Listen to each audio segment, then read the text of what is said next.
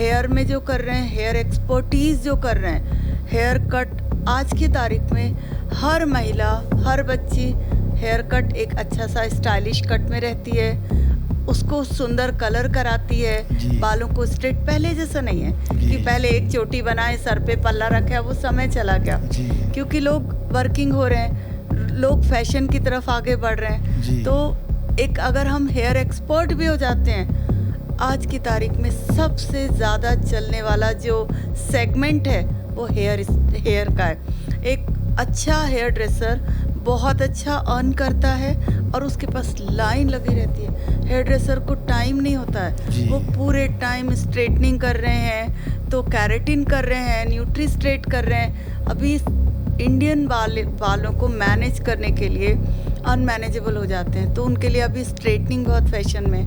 तो ये इतना बड़ा फील्ड है, अगर इसी को बच्चे अच्छे से सीखें ना और करें तो वो कितना कमा सकते हैं।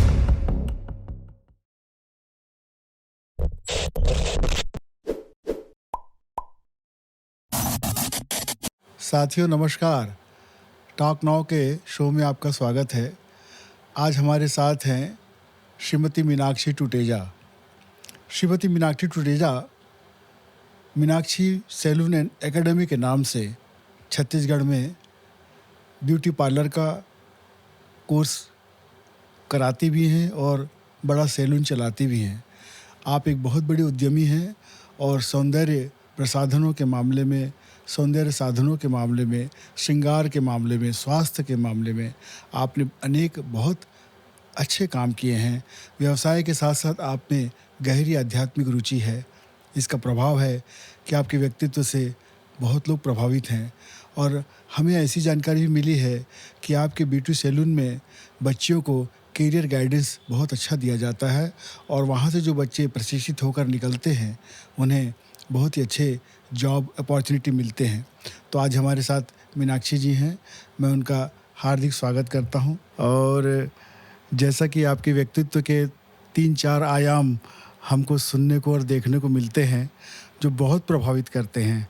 आपका व्यावसायिक क्षेत्र हो, आपका सामाजिक क्षेत्र हो, आपका धार्मिक और आध्यात्मिक क्षेत्र हो, तीनों क्षेत्रों में आपने अपने व्यक्तित्व को ऐसी ऊंचाई दी है कि बहुत से लोग प्रेरित होते हैं।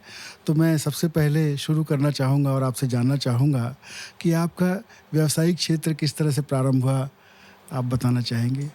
थैंक यू सो मच भाई साहब। मुझे यहाँ आकर बहुत खुशी मिली जी, और आपने मुझे बुलाया। Thank you. Thank you. अभी मैं मीनाक्षी टुटेजा, व्यावसायिक क्षेत्र ये एक बचपन से ही एक ऐसा था। जी, मैं हमेशा देखती थी कि पुरुष प्रधान समाज है, सब माँ अपने बेटों को ज़्यादा प्यार करती हैं। मुझे ऐसा फील होता था क्योंकि मैं अग्रवाल परिवार से, तो मैं देखती थी, नानी घर जाती थी तो उनके यहाँ सब नानियों को 5-5 बेटियाँ, 1-1 बेटे।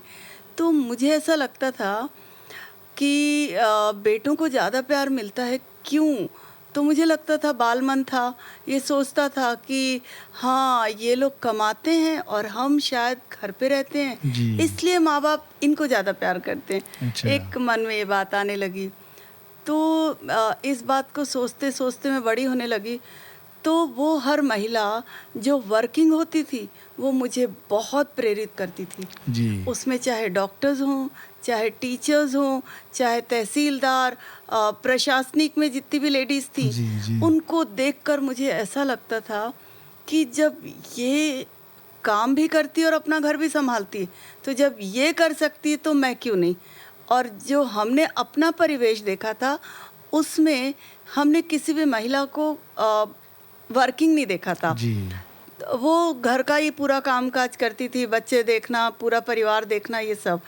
तो तब से मुझे लगने लग गया कि नहीं, अब मुझे भी कुछ करना है।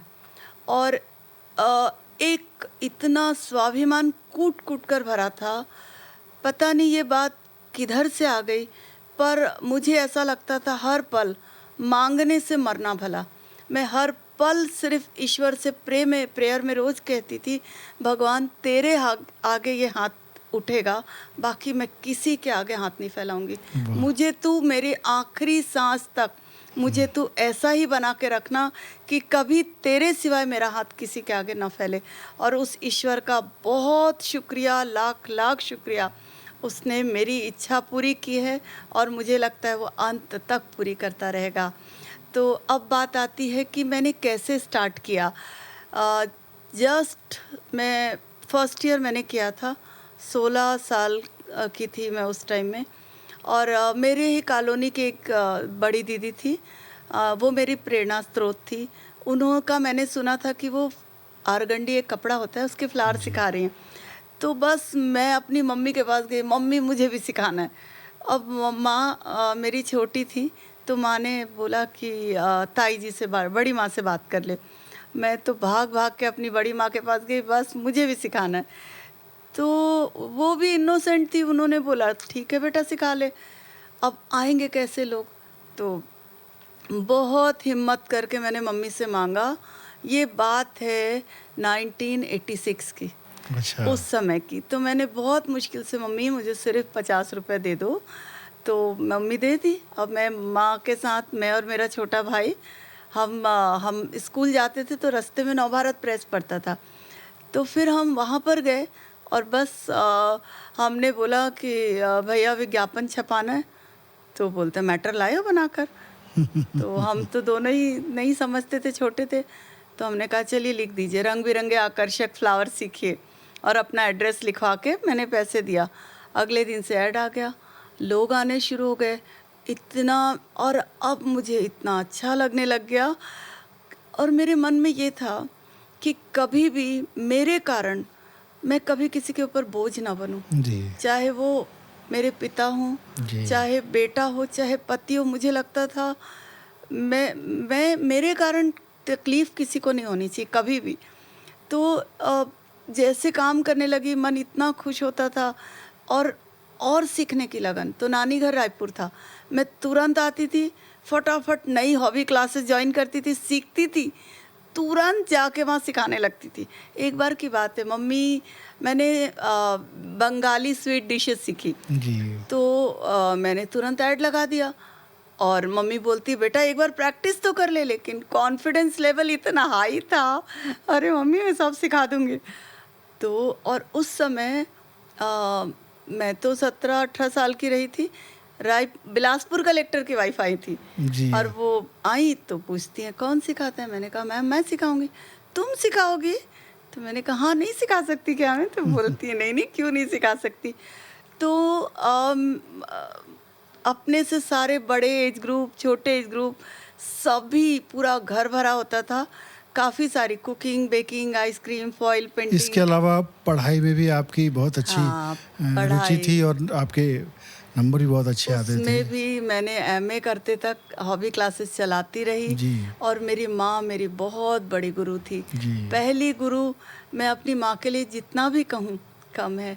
हर पल वो मेरी मदद करने को तैयार खड़ी रहती थी। जी, जी। जब भी मुझे कुछ सामान चाहिए होता था तो रायपुर आना पड़ता था, और मम्मी बिल्कुल हाउसवाइफ थी। वो अकेले ट्रेन में आती थी, मेरे लिए पूरा सामान लेके आ जाती थी। मैंने कहा वाह मम्मी, आप कभी अकेले ट्रैवल नहीं किया, वो आकर पूरा सामान लेना, और हर पल मेरी इतना सपोर्ट किया माँ ने। लेकिन आप देखिए, जैसा हमको आपके बारे में पता लगा, आप कॉलेज में पढ़ाती थी, जी। एक शिक्षिका थी आप, प्राध्यापक थी, और अचानक से यू टर्न लिया आपने और व्यवसाय के क्षेत्र में इस तरह के प्रवेश किया। उसकी कैसी क्या दास्तां है, जरा बताइए। मैंने तो ठान लिया था कि मुझे भी कुछ करना है और कुछ बनना है। जी। क्योंकि मुझे लगता था कि नहीं, मेरे को एक बात ये लगती थी कि बुरा वक्त कभी भी बताकर नहीं आता है, और जब बुरा वक्त आता है तो अपने भी धुतकार देते हैं, और ये सच्चाई थी। तो मैं एमए किया मैंने। जी। एमए करने के बाद मैं एमफिल करने सागर चली गई। जी। और तब मुझे लग रहा था कि मैं यूपीएससी की तैयारी करूं, पर एमफिल करते करते 4 महीने ही मैं सागर में थी, और इधर इमरजेंसी अपॉइंटमेंट्स हुए थे उस समय कॉलेज में। तो मेरा कॉलेज में एज अ असिस्टेंट प्रोफेसर का जॉब आ गया, और मेरी खुशी का ठिकाना नहीं। मैंने तुरंत सागर से सब पैक किया और मैं वापस बिलासपुर आ गई। और अब मैंने पापा से बोला, पापा मुझे तो जॉइन करना है। पापा बोले कि बेटा अपने में तो नौकरी नहीं करते हैं। मैंने बोला पापा जाने दीजिए, मुझे अपने हाथ और अपने दिमाग पे भरोसा और किसी के ऊपर नहीं है, तो मैं तो काम करूँगी। और यहाँ पे भी मेरी माँ ने सपोर्ट किया। मेरे ताऊ जी वो पेंड्रा में रहते थे, बड़े ताऊ जी, जी, सगे ताऊ जी, तो फिर वो उन्होंने भी सपोर्ट किया कि मैं वहाँ पे हूँ, तू चिंता मत कर। तो वहाँ से मैंने कॉलेज पढ़ाना शुरू किया।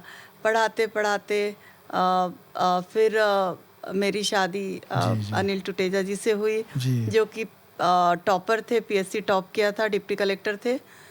शादी के बाद भी मैं कॉलेज में पढ़ाती रही, जी। परंतु जब बेटा हुआ फिर थोड़ी सी तकलीफ आई। इनकी पोस्टिंग गरियाबंद, जी। मैं पेंड्रा छोटे बच्चे के साथ तभी दिक्कत आई। जी, जी। फिर भी गरियाबंद में मैं एडहॉक में पढ़ाती रही, जी। लेकिन थोड़ी दिक्कत ये आई कि बेटी होने के बाद भी ट्रांसफ़र नहीं हो रहा था जहाँ इनकी पोस्टिंग थी। तब मैं अब मेरा रिज़ाइन करना था, मुझे रेजिग्नेशन लेटर साइन करना था। तो उस दिन मेरे आँख में आंसू थे। तो बहुत अच्छी 2 लाइन इन्होंने समझाई, अपने निर्णय पे पछताना नहीं। इतनी अच्छी लाइन थी कि कभी भी ये बात का रिग्रेट नहीं करना कि मैं कॉलेज में थी और आपके कारण जॉब चला गया या कुछ भी।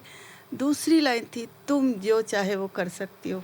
वाह। ये दोनों लाइनें ऐसा ताकत बनी मेरे लिए, और मैं आंसू पोंछी, मैंने साइन किया और मैं उसी क्षण सोचने लग गई अब मुझे आगे क्या करना है। वाह।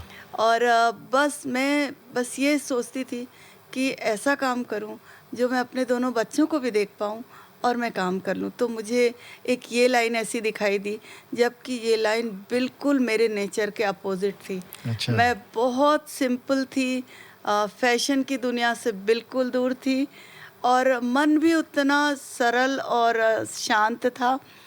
पर काम तो काम होता है, तो मुझे लगा कि ये मुझे सीखना है। और जैसे ही हमारा धमतरी से रायपुर ट्रांसफ़र हुआ, उस समय मेरी बेटी सिर्फ 9 महीने की थी और बेटा 4 साल, सवा 4 जी, साल का, जी। 9-10 महीने की। उतनी छोटी सी बच्ची के साथ मैंने पहले सीखना शुरू किया। ये तो आपने विधिवत कहाँ से शिक्षा ली है? मेरी पहली गुरु थी शहनाज सलोन था उनका, अच्छा। सुनंदा चौधरी मैम थी। आज भी मैं उनका बारंबार शुक्रिया करती हूँ। उन गुरु का आशीर्वाद और उनका प्रेम आज मुझे कहाँ से कहाँ पहुँचा दिया। तो मैंने उनसे सीखना शुरू किया, और इतने अच्छे से मैनेज करती थी। जब ये ऑफिस जाते थे तो मुझे छोड़ते हुए जाते थे, 2:30 बजे घर आते थे तो मुझे ले लेते थे। अच्छा। मैंने 6 महीना एकदम छोटी सी बच्ची को मैं लेके जाती थी, और वो बच्ची बाहर नोनी खिलाती थी एक, और मैं सीखती थी, क्योंकि मैं अकेली थी यहाँ पर, बच्चे को कौन संभाले। लेकिन जितना आप स्ट्रगल करते हैं ना, उतना आप ऊपर जाते हैं। तो बच्चों ने भी काफ़ी मेरे को सहयोग किया इसको जी। सीखने में। 7 महीने के बाद अब मुझे स्टार्ट करना था। मैंने अब इनसे बोला कि मैं अब काफ़ी सीख गई हूँ, अब मुझे अपना तब पार्लर कहते थे, कि मैं अब अपना सैलून स्टार्ट करना चाहती हूँ। तो इन्होंने बोला तुम्हारे बच्चे इतने छोटे हैं, तुम्हें अभी क्या ज़रूरत है करने की। तो मैंने बोला कि देखिए, जब ये बड़े हो जाएंगे तो मैं बड़ी हो जाऊंगी, और जो आज मेरा उत्साह है ना, जी। उमंग उत्साह, वो ख़त्म हो जाएगा, फिर मैं कुछ नहीं कर पाऊंगी। इसलिए आप मुझे मना नहीं करिए, मुझे करने दीजिए। तो फिर शांत हो गए। मैं 1 महीने मायके गई, खूब प्रैक्टिस की वहाँ पर सब के ऊपर, और मैंने स्टार्ट किया। अच्छा, पहले घर में आपने सब किया, पहले हाँ, सीखने जो के हमारे बाद। घर था उसके एक रूम में, और उद्घाटन तब बिरदी मैडम थी, जी। कलेक्टर साहब बिरदी जी, साहब थे। जी। वो दीदी हमारे लिए इतनी रेस्पेक्टेड मैम, आज भी उनका आशीर्वाद मेरे साथ है। और जो उन्होंने फीता काटा, मुझे बहुत सपोर्ट किया। जबकि हम रायपुर में नए थे, हम किसी को जानते नहीं थे, पर छत्तीसगढ़ क्लब में कौन जाया से साल करती की थी। बात होगी ये? ये है 1996, 10 दिसंबर को मतलब मैंने ये, दिसंबर में मीनाक्षी ब्यूटी पार्लर शुरू हुई। हाँ, पर उस टाइम नाम था touch and glow. Touch and glow. हाँ, तो और चूँकि गवर्नमेंट क्वार्टर है, अब शौकिया स्टार्ट किया था, तो हमने कुछ ऐसा बोर्ड भी नहीं लगाया था। बोर्ड भी हमने पेड़ के ऊपर लगाया था। पर धीरे धीरे एक इतनी लगन थी। जी। हर बार जो एक क्लाइंट घुसा वो क्लाइंट मेरा बनता चला गया, और छोटे बच्चों के साथ में काम, लेकिन ये शायद परमात्मा कृपा मैं कहती जी, हूँ। जी। जब तक उसकी कृपा ना हो आप कुछ नहीं कर सकते हैं, या आपके पुण्यों का फल होता जी, है, जी। जिसके कारण जो भी क्लाइंट आते गए वो 4 को और लाते गए। शुरुआत में तो कोई भी नहीं आता था, पर इन्होंने बहुत अच्छी बात समझाई कि जिस दिन एक भी आए तो सोचना तुम सफल हो। जी। और मेरा काम मुझे इतनी खुशी देता था। मैं अगर एक थ्रेडिंग भी करती थी ना, तो खुशी के मारे मन डांस करता था। अरे वाह! मैं इतना अच्छा की, मतलब मैं ये बताना चाहती हूँ कि जब आपको काम खुशी दे, जी। तो आप कितना आगे बढ़ सकते हैं। और जब आप खुश होकर काम करते हैं, तो आपका पेट इतना भर जाता है, जॉब सेटिस्फेक्शन इसको कहते हैं। तो मैं हर क्लाइंट का काम करने के बाद मुझे इतनी खुशी होती थी कि मैं कर सकती हूँ और मैंने इतना अच्छा किया। ये खुशी मुझे डबल खुशी और दे देता था। फिर धीरे से पहले तो मैं अकेली कर रही थी। अब इसमें एक बहुत अच्छा वाक़या था कि एक बार एक क्लाइंट आई, पेडिक्योर करना था और वो मैं कर रही थी, तब मेरे पास कोई स्टाफ नहीं था। तो उसने बोला, आप इतने बड़े ऑफिसर की वाइफ है, आप क्यों कर रहे हो? तो मैंने कहा, काम काम होता है, क्या बात है! काम छोटा बड़ा नहीं होता। वाह! अगर मैंने ये काम चूज़ किया है तो मुझे ये करना है। तो वो मैंने उसका किया, लेकिन उसको इतनी दया आई कि उसने मेरे लिए एक बच्ची लाके दी असिस्टेंट के जैसे, और ये लड़की मेरे लिए वरदान बन गई। अच्छा। जो लाके दी रजनी, वो इतना मीठा बोलती थी, उसकी व्यवहार इतना अच्छा था, और वो मेरे से तुरंत सीखती गई। और अब हम 2 मिलके कर रहे थे तो काम और मल्टीप्लाई होने लग गया। अच्छा, अच्छा। तो करीब पौने 4 साल मैं उस जगह पे थी। आपने एक बात कही जो बड़ी ख़ास है और प्रेरणाप्रद है कि आपको उस काम में बहुत खुशी मिलती थी। जी, ये कहीं न कहीं आपके भीतर की वो रचनात्मकता को भी उभार रहा था ये काम सच आपको, है ना? में। ऐसा लगता है। इसमें क्या ऐसा क्रिएशन भी काम आता है बहुत? हाँ, इसकी एक और घटना बताती हूँ। जी, मेरी मतलब मेरे काम के प्रति इतना डिवोशन था। जी, मेरी आई सर्जरी हुई थी। जी। ये 97 की बात है, और मैंने डॉक्टर से बहुत नॉर्मली पूछा था कि डॉक्टर साहब देखिए, मेरी ब्राइड है, क्या मैं सर्जरी के बाद सवेरे गुरुद्वारे की ब्राइड है, मैं कर सकती हूँ? डॉक्टर साहब ने बड़ा इजीली बोला, हाँ हाँ, क्यों नहीं कर सकते, आप कर सकते हो। और मैं रात को ब्राइड करके गई, वो सर्जरी हुई, सवेरे वो ब्राइड आ गई 8 बजे। पर मैं तो चेहरा स्वेलिंग, आँखों से वो लगातार सिक्रीट हो रहा जी, था, जी, जी। और काला चश्मा था। मैंने कहा, मन में सोचा कि अब काम है, मुझे तो करना ही है, जी, क्योंकि जी। वो आ चुकी है बच्ची। और मैंने उसका पूरा काम किया। लेकिन मैं डॉक्टर साहब से बोली कि कम से कम फॉल्स कमिटमेंट तो मत करिए कि जी, हाँ, जी। जब बोलना चाहिए कि रेस्ट करिए। लेकिन मैंने इतनी खुशी उसका ब्राइड किया। फिर शाम को वो आई, रिसेप्शन था। फिर मैंने काला चश्मा ही पहन के किया, क्योंकि वो आँख से उतार नहीं सकते थे। पर मुझे लगता है कि जो आपका काम खुशी देता है जी। और आपकी जो लगन है, वो आपको हमेशा आगे बढ़ाती जाती है। वाह! और मैं आपको सच बता रही हूँ, ब्राइड जितना खुश होती होगी जी। अपने आप को देख के, उससे 20 गुना ज़्यादा हम खुश होते हैं कि कि वो हमारे कारण इतनी सुंदरता कितनी आई। सुंदर लग रही है। क्या बात! आप जब आपको आपका काम खुशी देता है ना, तो आपकी एनर्जी इतनी बढ़ जाती है, आपका ऊर्जा का लेवल बढ़ जाता है, और आप और दृढ़ संकल्पित होते हैं कि ये काम को मुझे और अच्छा करना है। तो मैं तो इस लाइन के लिए हर पल ईश्वर को थैंक्स करती हूँ कि ईश्वर कुछ पुण्य कर्म होगा जो मैं इस लाइन में आई। और जब आप किसी को कॉन्फिडेंस देते हैं और जब आप किसी को खुशी देते हैं, तो जब आप खुशी देते हैं ना, तो जो आप देंगे वही लौटता है। वाह! क्रिया के विपरीत जी, प्रतिक्रिया होती है, जी, जो आप बोएंगे वही काटेंगे। जी। तो हमें डबल खुशी, इतनी खुशी होती थी कि मन खुशी से डांस करते रहता था, और आज तक वो बात है। आपका ये तो जो केंद्र है जो संचालित हो रहा है, न केवल ब्राइड के लिए काम करता है बल्कि ट्रेनिंग सेक्टर में भी आपका काम हो रहा है, ऐसा है कुछ? जी जी। तो इसमें न केवल ब्राइडल ही होता है, जी। सारे हेयर कट, कलरिंग, हाइलाइटनिंग, स्ट्रेटनिंग, पूरा आपका लुक चेंज हो जाता है। फिर स्किन ट्रीटमेंट होता है जिसमें यदि आपको एक्ने है, पिंपल्स है, एजिंग आ रही है, जी। पिगमेंटेशन है, डार्क सर्कल है, देखिए हर इंसान, हर महिला, सब कोई अपने आप से बहुत प्यार करते हैं और वो जी। बहुत सुंदर दिखना चाहते हैं और वो आखिरी सांस तक सुंदर दिखना चाहते हैं। जी। तो तो सारी चीज़ें, जो हम हेयर से लेके, स्किन से लेके, मेकअप से लेके, हेयर स्टाइलिंग, ड्रेपिंग, सब कुछ कवर करते हैं। तो ये तो हमारे एक सैलून का पार्ट हुआ, सर्विस इंडस्ट्री है। इसके साथ ही मुझे लगने लग गया कि और बच्चियों को भी क्यों ना ट्रेन किया जाए, वाह! क्योंकि मैं किसी भी बच्चियों के आँख में आंसू नहीं देख पाती थी। जी, जी। तो मुझे लगता था बेटा सेल्फ डिपेंडेंट बनो, हमेशा स्वावलंबी बनो।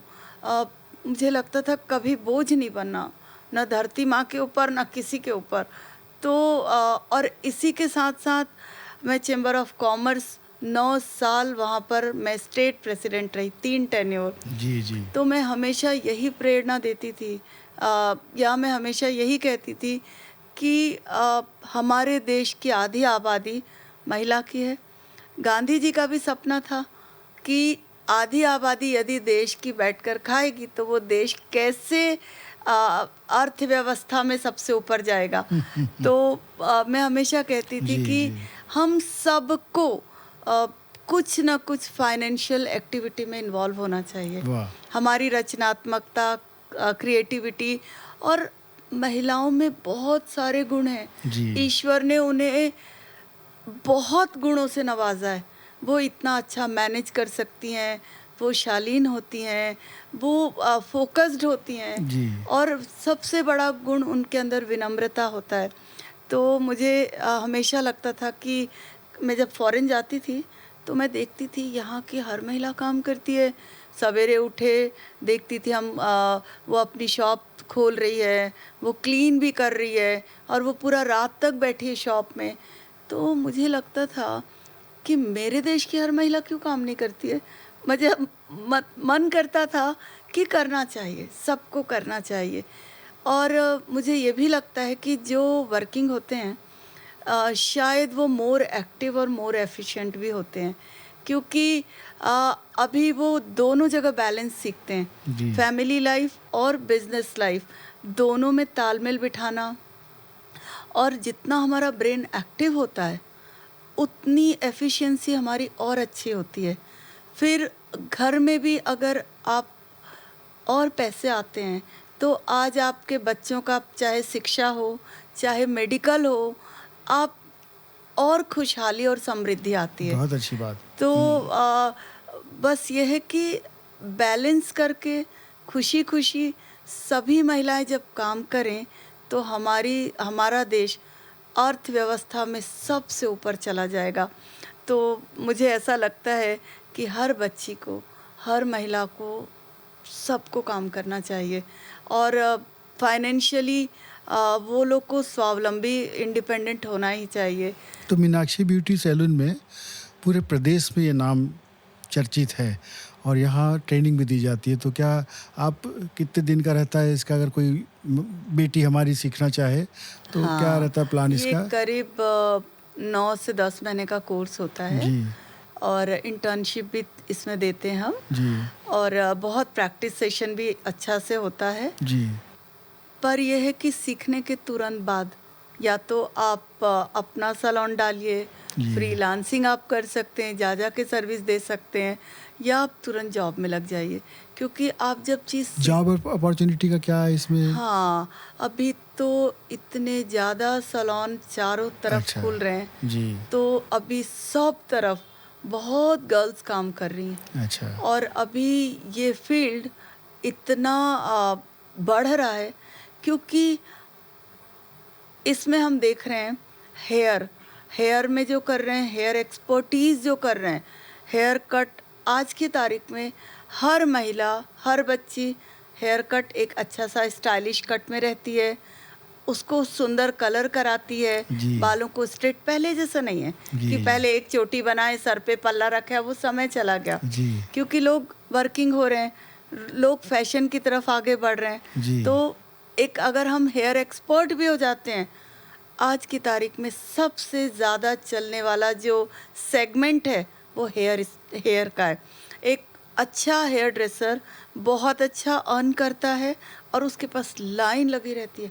हेयर ड्रेसर को टाइम नहीं होता है, जी। वो पूरे टाइम स्ट्रेटनिंग कर रहे हैं, तो कैरेटिन कर रहे हैं, न्यूट्री स्ट्रेट कर रहे हैं।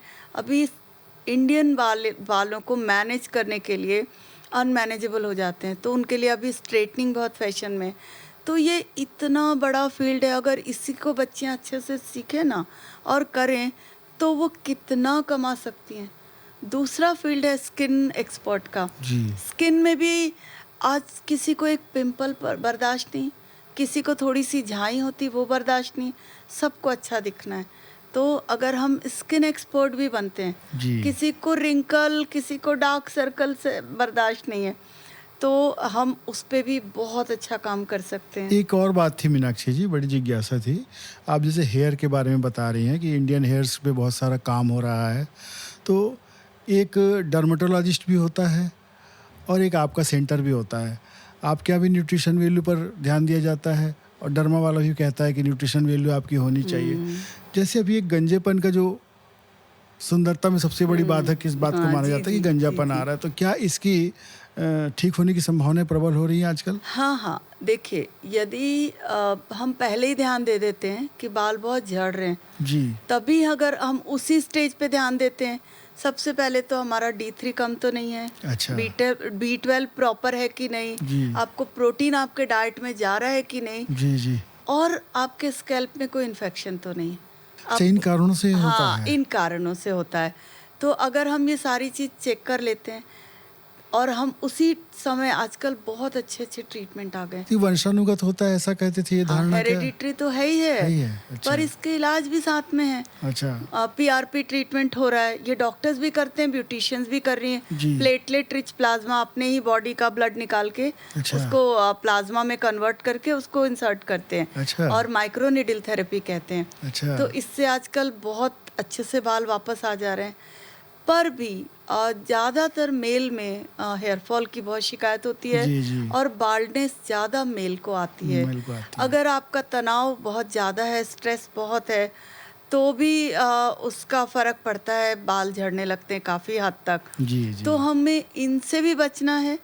और अगर हमारे बाल्ड हो ही चुके हैं, चिकनापन आ गया है, तो फिर कुछ नहीं कर सकते हैं। अच्छा। लेकिन यदि सेल्स लाइव हैं तो जी। आजकल बहुत मेडिकल साइंस भी बहुत ऊपर आ गया है। जी। आजकल पूरा वापस से बालों को रोपा थेरेपी, जो पीछे के बाल को पूरा वापस से अच्छा। फिर से बुआई करके, अच्छा। सर्जरी होती है प्रॉपर, सर्जरी करके। और फिर से आ जाती है ग्रोथ। और आजकल फिर बहुत आगे विग बन रहे हैं। तो ऐसा कुछ नहीं है, मतलब यदि हम एडवांसमेंट बढ़ता ही जा रहा है, तो आजकल तो आप देखेंगे 50% जो बॉयज़ हैं विग लगा लेते हैं। जी। जी। और देखिए सबसे बड़ी बात है, अगर वो खुश हैं और उनका कॉन्फिडेंस लेवल उससे आता है जी। तो बहुत अच्छी बात है। वाह। आराम से वो खुश रहें बस, सब कोई, और आगे बढ़ते रहें। आपका एकेडमी के नाम से मीनाक्षी ब्यूटी एकेडमी जी, ऐसा जी। कुछ है ना? तो क्या पूरे स्टेट में भी इसका सेंटर है कि केवल रायपुर में है? अभी फिलहाल तो रायपुर में रायपुर है। है, हाँ जी। और इसमें चारों तरफ से, न केवल छत्तीसगढ़, मध्य प्रदेश, विदर्भा, नागपुर तरफ से, इवन कई बार मुंबई की भी बच्चियां आ रही हैं। और बहुत बड़ी बात यह है, इंजीनियर्स, इवन डॉक्टर्स, MBA, तो मैं कहती भी हूँ कि बेटा आप तो इंजीनियर हो, फिर इसमें क्यों आ रही हो? जी। बहुत MBA बच्चियां आ रही हैं, बहुत पढ़ी लिखी। अच्छा। तो वो बोलती हैं कि ये काम हमें ज़्यादा अच्छा लग रहा है, इसमें आप घर के पास से कर सकते हैं। तो मुझे ऐसा लगता है कि अभी बड़े बड़े घरों की बच्चियाँ, बहुत MBA की हुई और इंजीनियर्स और इवन इंटीरियर डिज़ाइनर हैं, वो सब भी इधर डाइवर्ट हो तो रही हैं। इसमें मैडम एक चीज़ जानना था, कितने बच्चों की संख्या में क्लास लगती है आपके यहाँ? हम एक बैच में करीब 40 स्टूडेंट होते तो हैं। इसमें पढ़ाने वाले हम फैकल्टी आपके अलावा हाँ और भी? हाँ, हमारी एक्सपर्ट हैं, जैसे अच्छा। जो केमिकल एक्सपर्ट है उसने प्रॉपर लॉरियल से सर्टिफाइड है। अच्छा। फिर जो स्किन वाली एक्सपर्ट है वो प्रॉपर स्किन एस्थेटिशियन है, वो अच्छा। सर्टिफाइड है। इसके अलावा जो हेयर ड्रेसर हैं वो जो हमारे रायपुर के पूरा टॉप हेयर ड्रेसर है वो पढ़ाता है। तो जो अपने अपने फील्ड के बहुत टॉपर है ना, जो एक्सपर्ट कहिए। जी जी। और मेरी डॉटर पढ़ाती है, वो अच्छा। यूके से 4 साल पढ़ के आई। जी जी तो वो जी। पूरा मेकअप लेती है और हेयर स्टाइलिंग है। तो हम बहुत ट्रेंड फैकल्टीज जो है वो तो ये पढ़ाते हैं। ट्रेनिंग देने के बाद क्या उनको विधिवत अपन डिप्लोमा सर्टिफिकेट ऐसा कुछ देते हैं? हाँ, उनका अच्छा। एग्ज़ाम होता है, उनको अच्छा। सर्टिफिकेट मिलता है। जी और इवन हम कुछ टाइम इंटर्नशिप भी कराते हैं, जी जी ताकि आप डायरेक्ट क्लाइंट पे देखिए जी। और आप भी हेल्प कराइए।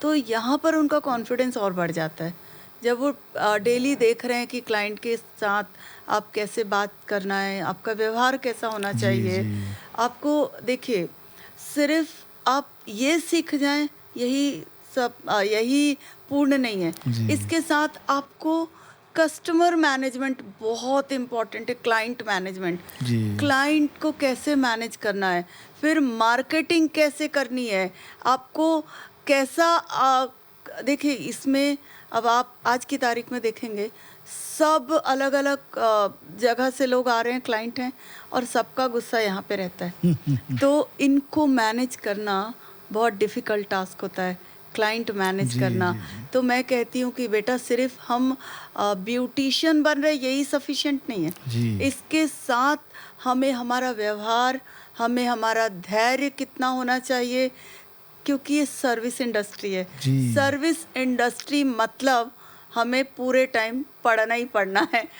तो धीरज आपको सीखना है, क्लाइंट को कैसे आप खुश करें, आपका व्यवहार से लेके आपका जो रेट है, चार्जेस है, ये सब उनके फ्रेंडली होना चाहिए।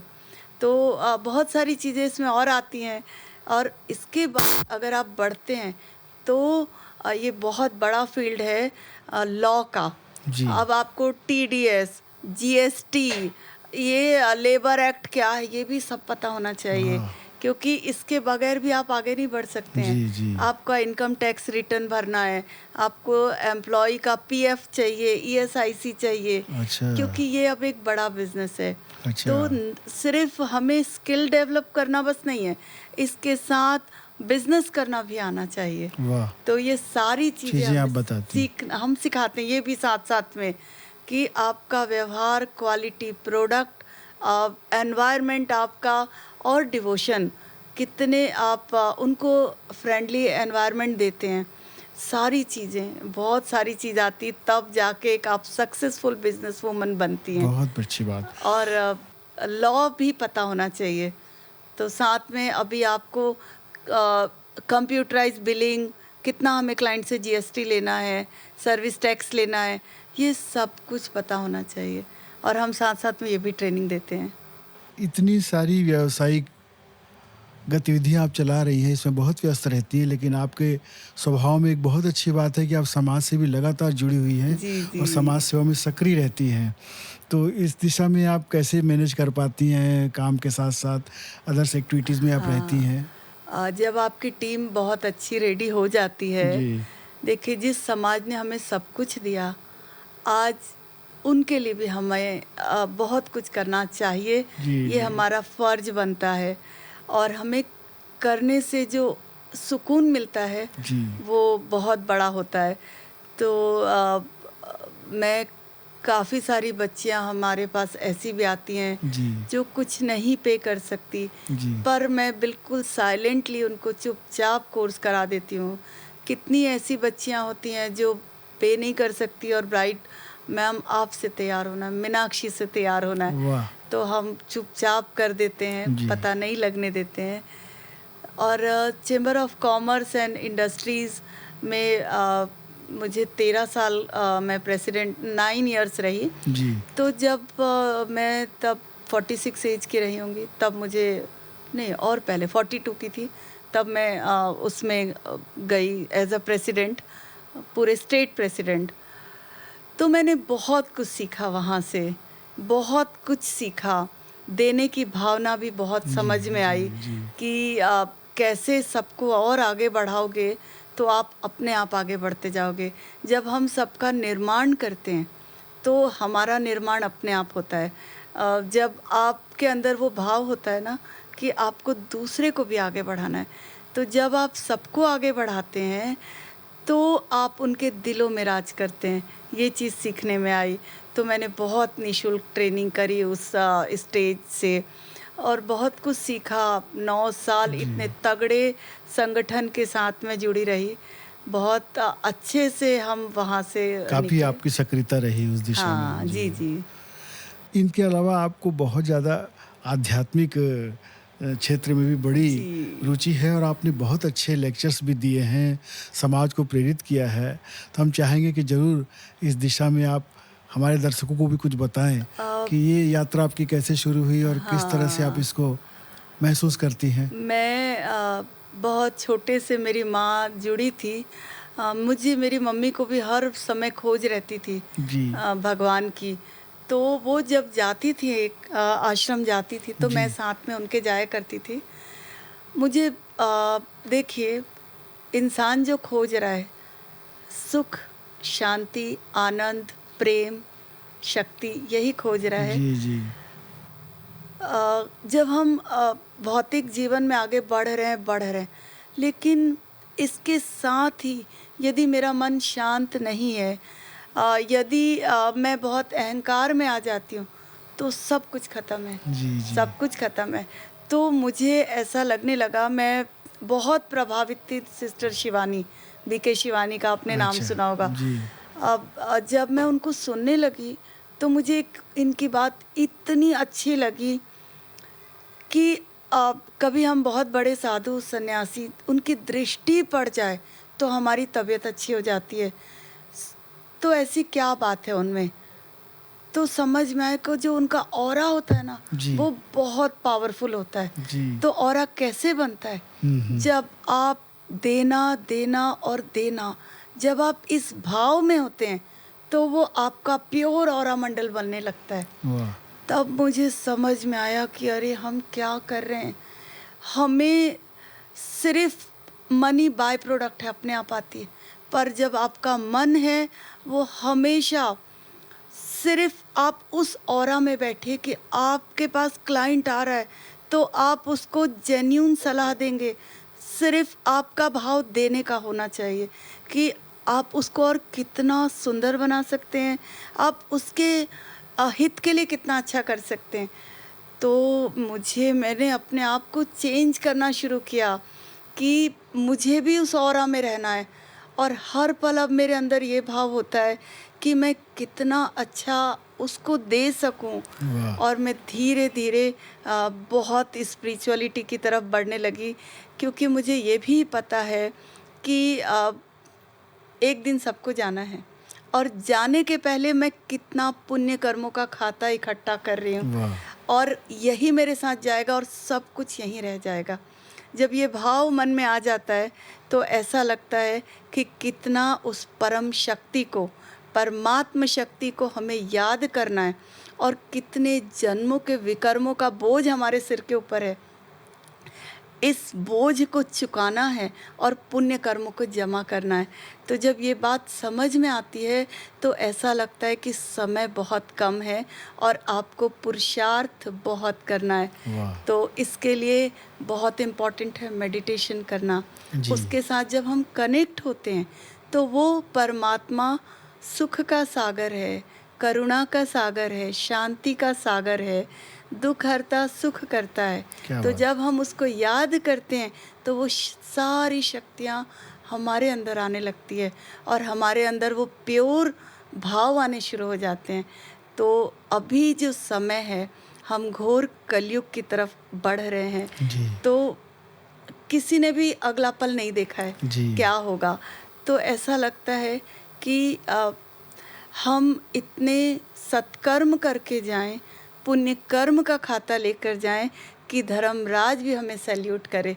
जब ये बात समझ में आती है तो लगता है कि खुद भी आपको सात्विक और शक्तियों से भरपूर होना है।